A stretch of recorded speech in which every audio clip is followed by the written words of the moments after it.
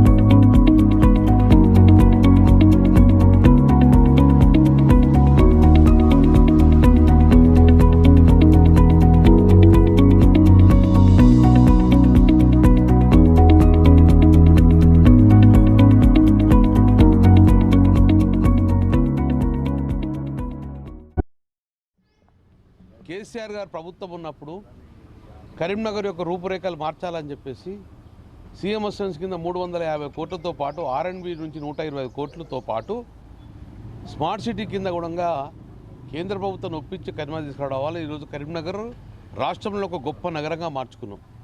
మట్టి రోడ్డు లేని నగరాన్ని మార్చుకున్నాం. ఎటు చూసినా సిమెంట్ రోడ్సే, అద్భుతంగా ఇన్ఫ్రాస్ట్రక్చర్ డెవలప్ చేసుకున్నాం. కానీ దురదృష్టవశాత్తు మళ్ళీ ప్రభుత్వం పోవడం వలన ఈ 2 సంవత్సరాల్లో మేము తెచ్చిన టీఆర్ఎస్ ప్రభుత్వం తీసుకొచ్చిన 350 కోట్ల రూపాయలంగా అర్ధాంతగా 2 సంవత్సరాలు ఆపేసింది. సగం రోడ్ వేసి సగం ఆపేయడం, మిగతా కంటిన్యూ కాకపోవడం, మేము స్టార్ట్ చేసిన నిధులు కూడా ఇవ్వకపోవడం వల్ల ప్రజలు ఇంకా చాలా ఇబ్బంది పడుతున్నారు. కొత్త ప్రభుత్వం వచ్చిన పరిపాలన సజావుగా సాగాలి, డెవలప్మెంట్ ఆపదని కోరుకున్నాం. కానీ కొత్త ప్రభుత్వం వచ్చినాక మేము చేసి తెచ్చిన డబ్బులన్నీ కూడా ఆపేసింది. అయినా పర్వాలేదు, కొన్ని పెండింగ్ వర్క్స్ ఉన్నాయి. అందులో కూడా ఇప్పుడు ఇది కూడా సీఎం అసిస్టెన్స్ కింద ఇది circus ground back side road, ఇది చాలా ఇంపార్టెంట్ రోడ్డు. అప్పుడు మేము శాంక్షన్ చేసినాం. కానీ ఇవ్వకపోతే మళ్ళీ జనరల్ ఫండ్ కింద ఈరోజు 20 lakhs తోటి వర్క్ స్టార్ట్ చేసుకున్నాం.